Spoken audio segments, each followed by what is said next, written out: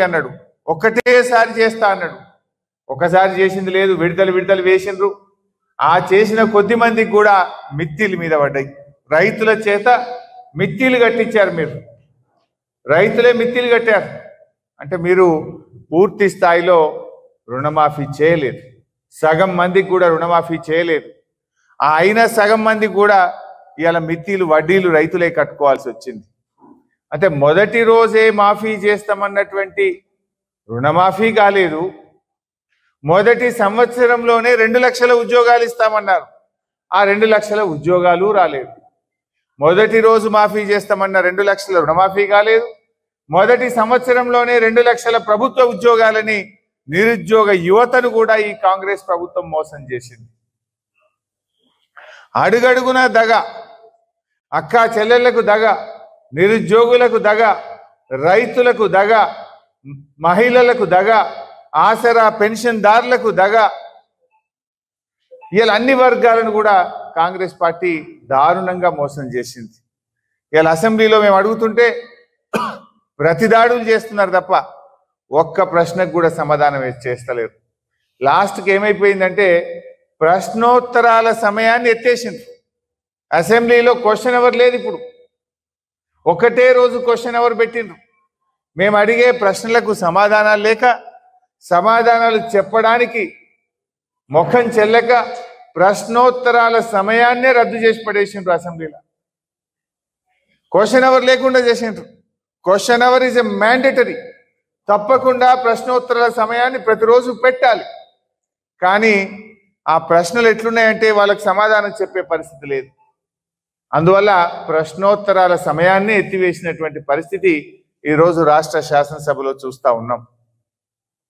అందుకే పిలుపునిస్తున్నాం, రైతాంగం ఎక్కడికక్కడ కాంగ్రెస్ నాయకులను నిలదీయండి. 2 లక్షల రుణమాఫీ మీద ప్రశ్నించండి. ఎందుకంటే రుణమాఫీ అయిపోయింది అంటున్నారు. మేము అడిగిన బట్టి విక్రమార్కని అడిగిన, పోదామా ఈ రాష్ట్రంలో ఏ ఊరికి పోదాం, రుణమాఫీ అయిందంటే నేను క్షమాపణ చెప్తా, మీరు సిద్ధమా అంటే నోరు మెదపడం లేదు తుమ్మల నాగేశ్వరరావు గారు. అంటే ఇలా వ్యవసాయ మంత్రి, ముఖ్యమంత్రి, ఉప ముఖ్యమంత్రి ఈ రాష్ట్రంలో రైతులు దగా చేసిండ్రు. అదేవిధంగా రైతు బంధు, వానకాలం రైతు బంధు ఎగ్గొట్టిండ్రు. మొన్న ఎందుకు వానకాలం రైతు భరోసా ఇవ్వలేదు? పేరు మార్చిండ్రు తప్ప రైతులకైతే భరోసా లేదు. వానకాలం రైతు బంధు ఎగ్గొట్టిండ్రు. ఈ యాసంగి రైతు బంధు కూడా ఊరిచ్చి వేస్తున్నారు. కరోనా కష్టకాలంలో కూడా కేసీఆర్ రైతు బంధు వేసిండ్రు. కానీ మీరు ఇప్పుడు ఏం కరోనా లేదు, ఏమీ లేదు. ఇవాళ కాంట్రాక్టర్లకు, బడా కాంట్రాక్టర్లకు బిల్లులు ఇస్తున్నారు. ఈ రాష్ట్రంలో 14,000 కోట్ల రూపాయలు కాంట్రాక్టర్లకు, బడా కాంట్రాక్టర్లకు బిల్లులు ఇచ్చారు. బడా కాంట్రాక్టర్లకు 14,000 కోట్లు బడా కాంట్రాక్టర్లకు ఇవ్వడానికి బిల్లులు వస్తాయి. రైతు బంధు ఇవ్వమంటే డబ్బులు ఉన్నాయి మీకు. రిటైర్ అయిన ఉద్యోగులకు ఇవ్వమంటే డబ్బులు ఉన్నాయి మీకు. ఇలా అంగన్వాడీ టీచర్లకు ఇవాళ 25వ తారీఖు, ఈ రోజు కూడా ఈ రాష్ట్రంలో అంగన్వాడీ టీచర్లకు జీతాలు పడలే. 1వ తారీఖే జీతాలు ఇస్తున్నామని చెప్తున్నారు. చిరు ఉద్యోగులు అంగన్వాడీ టీచర్లకు ఇవ్వాలటి కూడా ఈ రాష్ట్రంలో జీతాలు పడని పరిస్థితి ఉన్నది. ఇది చాలా మోసపూరితమైన ప్రభుత్వం. కేవలం మాటలే తప్ప చేతలు లేవు. ఎక్కడ కూడా అభివృద్ధి జాడలేదు. పేదల విషయంలో, ఇలా రైతుల విషయంలో ఈ ప్రభుత్వం వెనక్కిపోతుంది. ఈ రాష్ట్రంలో డబ్బులు లేవు అని మాట్లాడుతున్నారు. డబ్బులు లేకపోతే 20,000 కోట్లతోని హెచ్ఎండిఏలో టెండర్లు ఎట్లా పిలుస్తున్నావు? 15,000 కోట్లతోని Hyderabad metro water works HMWS లో టెండర్లు పిలుస్తున్నావు. 7,000 కోట్లతోని జిహెచ్ఎంసీలో టెండర్లు ఎట్లా పిలుస్తున్నావు?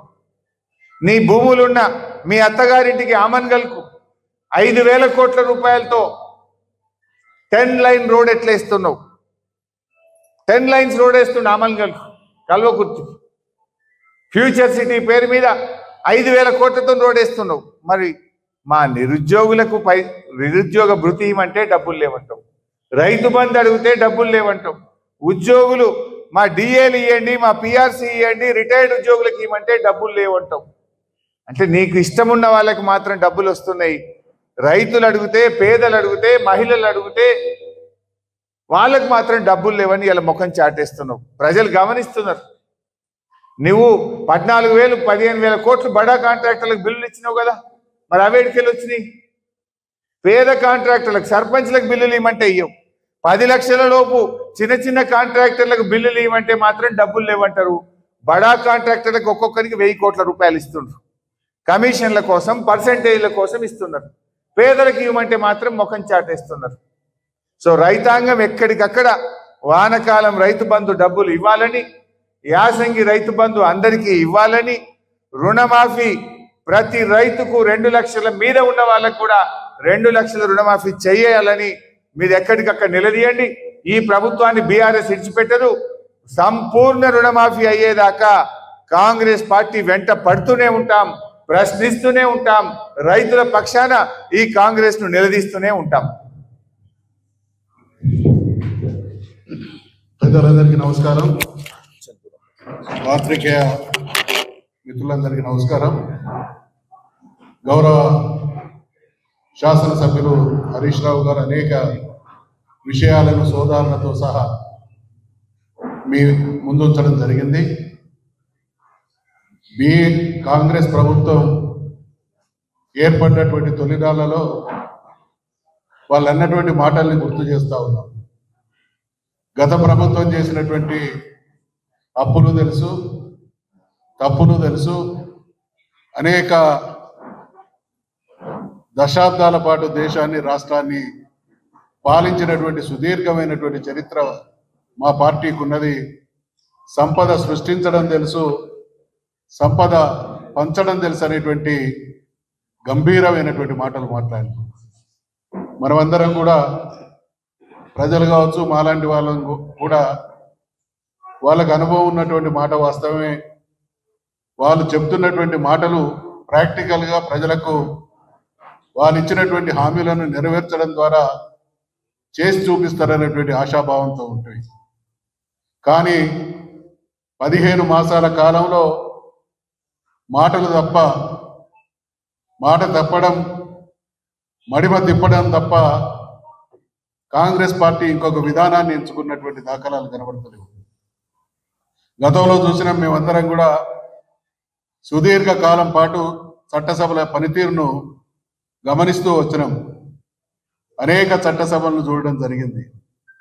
కానీ ఈరోజు జరుగుతున్నటువంటి తెలంగాణలో శాసనసభ కావచ్చు, శాసన మండలి కావచ్చు, ఈ ప్రభుత్వం ఎంత దుర్మార్గంగా వ్యవహరిస్తూ ఉన్నది అని అంటే, చట్టసభలు పనిచేసేటువంటి సమయంలో ప్రజలంతా ఎంతో ఆదుర్దాగా ఎదురు చూస్తారు. ప్రభుత్వం అనేక హామీలు ఇచ్చి అధికారంలోకి వచ్చింది, మాకు సంబంధించినటువంటి సమస్యలకు పరిష్కారం చూపిస్తారు, కొత్త హామీలు ఇస్తారు, మా జీవితాల్లో వెలుగులు నింపుతారు అనేటువంటి ఆశాభావంతో శాసనసభ, శాసన